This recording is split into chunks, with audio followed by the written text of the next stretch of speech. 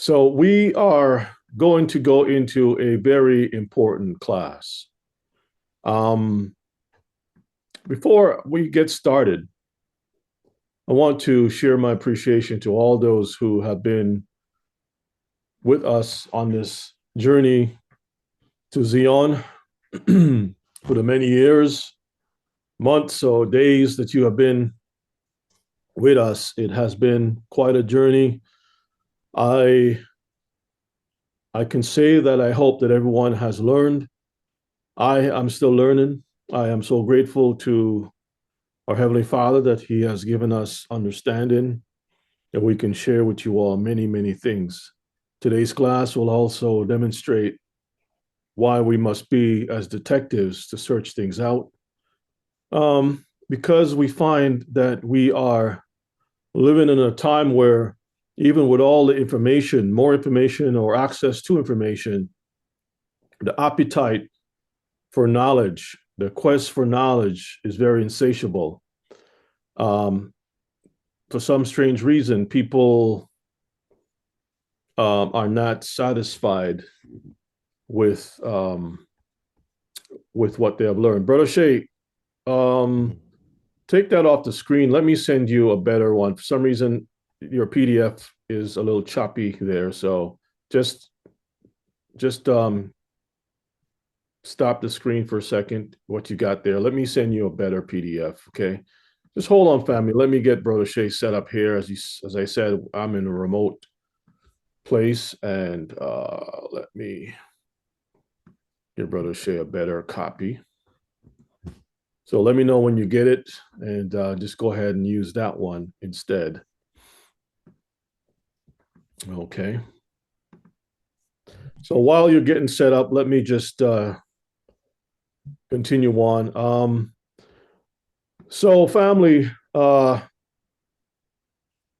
many of you all, some of you all have witnessed folks who have been here and they're no longer with us, and it is for many reasons. And some folks who left came back, and such like. There is definitely this desire. Sometimes people are very thin-skinned. They feel offended by the words that are said. Our Messiah, if he was here, I think the same crowd would have done the same thing too. The thing is, when we open the Bible, we find that those people who are offended by the words I say and claim, well, I'm not offended by the Messiah's word, is the reason is because they already recognize Yeshua as the Messiah. So once you recognize him as the Messiah, you know that he's the one who holds the keys. He's the one who's the door. You got to go through him and all that stuff. Whatever he says, they will accept it. Okay. But if I take the same template of the Messiah and use that, that's when you reveal that people are not in line with anything that he says. You see, what we find is that there are Israelites who are here for the ride. They're like hitchhikers. They don't care about the journey. They don't care about the destination. Or they may care about the destination, which is Zion, but the bumpy roads, the tribulation, the process, whatever you have to do to get to Zion, they don't want part of that. Okay. They want the leeks and the garlic. They want to be freed from Egypt, but they don't want to go through picking up bread from off of the ground. That's highly offensive for them. And you will see in today's class just another example of the craziness that Israelites are pushing. Okay. So today's class, the quest for knowledge and insatiable appetite thereof. We're going to look at some of the scriptures. You see this picture of this guy who is a seeker. He climbs every single mountain. He has this strong desire for him to learn. He wants to find out things, not even learn. I won't even say learn. because learning comes to a point where you got all this, now it's time for me to digest it and turn that digestion into energy, and I'm going to start doing some work. But knowledge is like you got worms, spiritual worms inside of you, that no matter what comes into you, you're never satisfied. You got these worms keep eating at the word all the time, eating at the word. And it's like the word is not sufficient. So you want this, you want that, and you keep grabbing all kinds of materials and literature. The Torah is never sufficient enough, but they will never admit that truth because they don't want that voice to go out to heaven saying that the Torah is not sufficient. But the Bible says, by your works, you will know them. By your Rebbe. Yes, sir. As I'm looking at the picture also, this guy seems to not have any safety equipment. So he's going on a journey, thinking he can do it all on his own. And for some people, for some of our people, I don't think they willfully, and this is just me thinking, I don't think they willfully go about to do this, but for some reason, it's like they go about to get the knowledge and to keep it for themselves, or to take it and disperse their own information. You know, like when other nations go out and they conquer something, they take that truth and they put it away, and then they give other people what they want. So it's like this guy is going to get this information from this high place that nobody's going to go to, really, and then he's going to come down and tell you a different story. That's right. That is correct. And I'm glad what has been posted here with the book of John, chapter 6, and the last part. Well, the disciples, there were other disciples that were following, and they were definitely uncomfortable with the way the Messiah was doing things. He proved himself over and over that he has the words of life. But the majority left because they didn't really care to follow that, and that's what is happening today. So people go out and they continue to seek, like, what more do you really need? Anyway, let me just say this. Today, I'm going to really slow it down. If we go 5-6 hours, so be it. I don't care. I'm going to just press on. If you all want to leave, that's fine. If you all want to come back, whatever. Who has to use the bathroom, go, whatever. I'm going to be here. I want to go through this. I'm going to have a conversation about this because to me, this is very important. And I couldn't emphasize even more how important it is for us to really stay in the truth. It breaks my heart to see what has happened to our people. And I'll tell you this much. They are people who are shoplifters. They don't care about the store. They don't care about the owner of the store. The way that some professional shoplifters operate, you have the common thief, right? The common thief will come into a store and slip a few things in their pocket and leave. But a professional shoplifter has an agenda. He will fill the application out, he or her, join the company, learn the system that's in it, learn where everything is, and then they will start skimming off things off the top.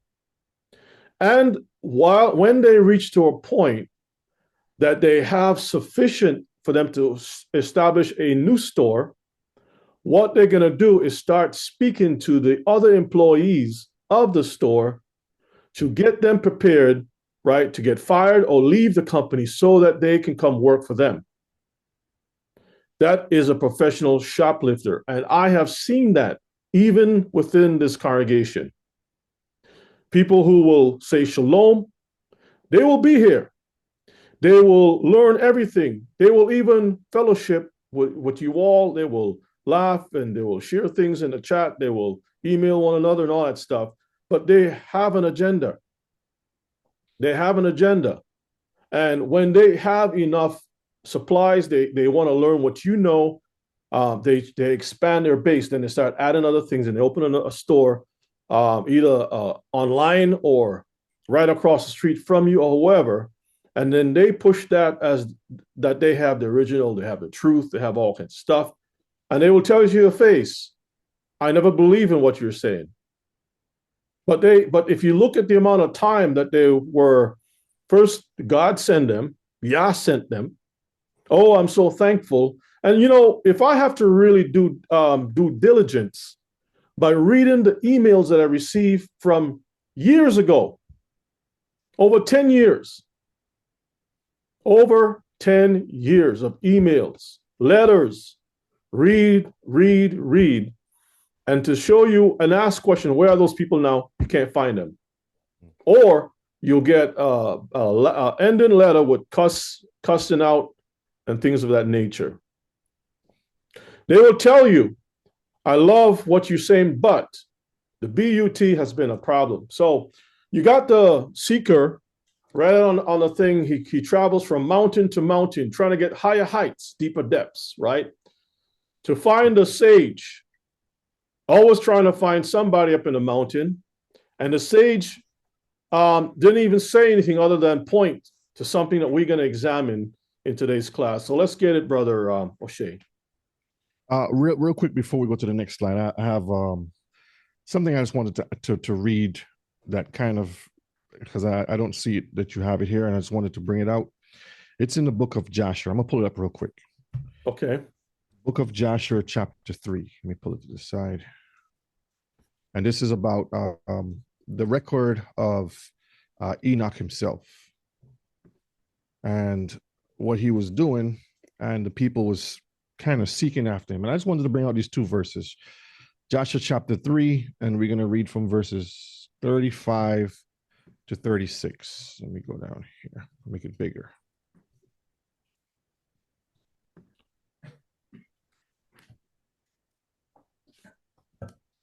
(35) and verse 36. And it's just when the Most High was giving Enoch all the information to teach the people at that time about the law, statutes, and commandments. It's like they had this passion. And it says, and this verses 34 and 35.